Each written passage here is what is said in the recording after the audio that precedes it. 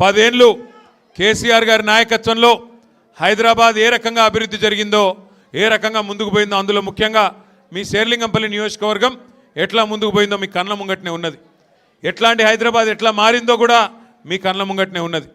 సరే, 2 ఏళ్ల కిందట కాంగ్రెస్ వాళ్ళు అబద్ధపు మాటలు చెప్పి ఊర్లలో ఉండే ప్రజలను ఆగమాగం చేసి అడ్డమైన హామీలు ఇచ్చి ఆ రోజు బోల్తా కొట్టించి ప్రజలను మోసం చేసి అధికారంలోకి వచ్చిన విషయం మీకు తెలుసు.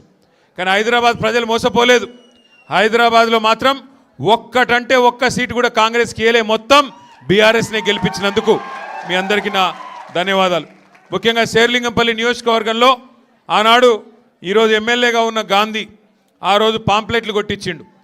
9,700 కోట్ల అభివృద్ధి 9.5 ఏళ్లలో చేసినాం, సంవత్సరానికి 1000 కోట్లతో అభివృద్ధి చేసినాం కేసీఆర్ గారి నాయకత్వంలో అని చెప్పి ఆ రోజు పాంప్లెట్లు కొట్టించి మళ్ళొకసారి మీ ఆశీర్వాదం కోరుతున్నా అని చెప్పి అన్ని డివిజన్లలో ప్రచారం చేసి మీ దయతోని కేసీఆర్ గారి బొమ్మ మీద కారు గుర్తు మీద గెలిచొచ్చిండు ఎమ్మెల్యే.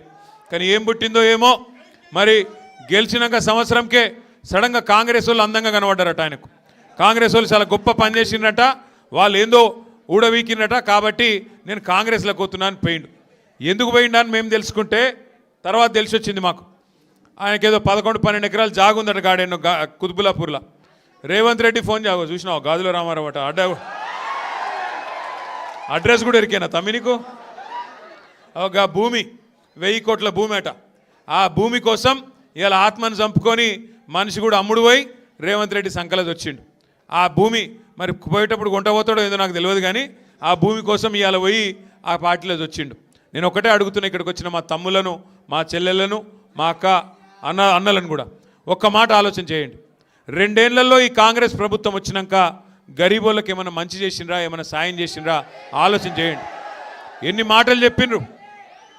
అత్తలకు 4,000, అత్తలకు 4,000 ఇస్తా, కోడళ్లకు 2,500 ఇస్తా అన్నాడు. వచ్చినాయా? కేసీఆర్ 2,000 ఇస్తే 4,000 ఇస్తా అన్నాడు. పెన్షన్ వచ్చిందా?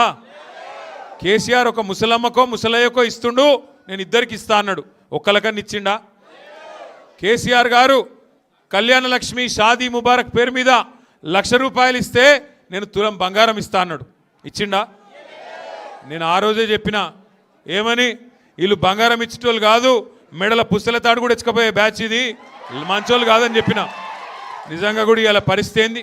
హైదరాబాద్ చుట్టూ రంగారెడ్డి జిల్లాలో కానీ, మేడ్చల్ జిల్లాలో కానీ, హైదరాబాద్లో కానీ మొత్తం రియల్ ఎస్టేట్ను పండబెట్టిండు. మాట్లాడితే ముఖ్యమంత్రి గారికి బూతులు వస్తాయి, బ్రహ్మాండంగా బూతులు మాట్లాడతాడు, పండబెట్టి తొక్కుతా అంటాడు. నిజంగానే పండబెట్టి తొక్కుతున్నాడు. రియల్ ఎస్టేట్ను వండబెట్టిండు, రంగారెడ్డి జిల్లాను తొక్కుతున్నాడు. వాస్తవం చెప్పాలంటే అటు వ్యవసాయాన్ని వండబెట్టిండు, రైతులను దొక్కుతున్నాడు.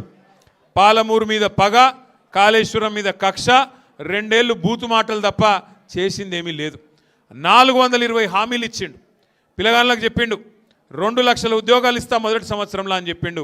ఈ రోజు వరకు 2 ఏళ్ళు నిండితే నిన్న దిల్సుఖ్ నగర్లో ఆ పిల్లలందరూ రోడ్డెక్కి గడబడి చేస్తూ ఉన్నారు.